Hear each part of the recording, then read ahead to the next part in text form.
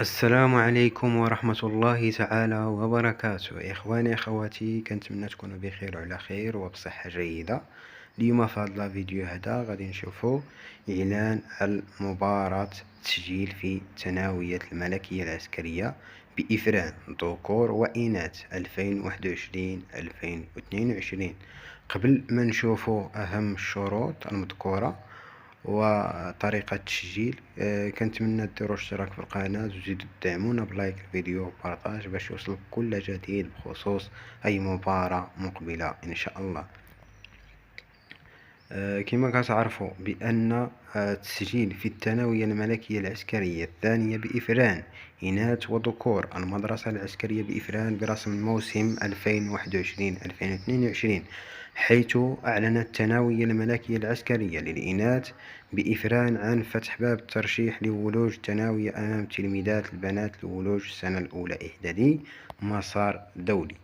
والشروط المطلوبة للتسجيل: أن تكون المترشحة من جنسية مغربية، المستوى الدراسي نهاية السنة السادسة ابتدائي موسم 2021-2020، السن الأقصى 14 سنة بتاريخ 2021-12-31،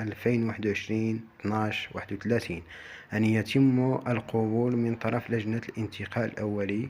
مكونات ملف الترشيح والوثائق المطلوبة: طلب خطي محرر من طرف الأب أو ولي إلى السيد مدير الثانوية العسكرية الملكية المعنية يحمل عنوان ورقم الهاتف.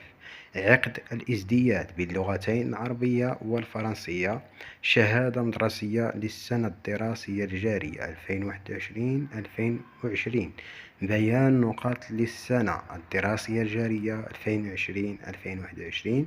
شهادة الأبوة مسلمة من رئيس الوحدة بالنسبة العسكريين شاف دوكخوب، ومن السلطات المحلية بالنسبة للمتقاعدين والمدنيين. نسخة كاملة مصادق عليها لشهادة المعاش بالنسبة للعسكريين المتقاعدين والأرامل العسكريين.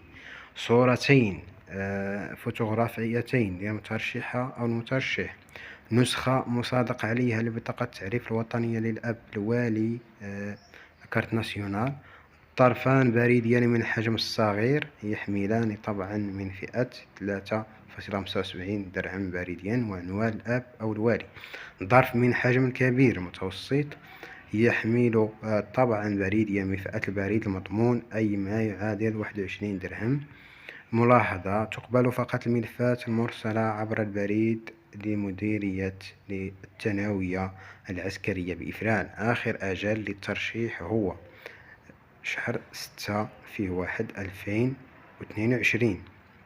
يرسل الملف كامل عن طريق البريد قبل 2022 شهر 6/1 إلى السيد الكولونيل مدير الثانوية العسكرية الملكية الثانية بإفران.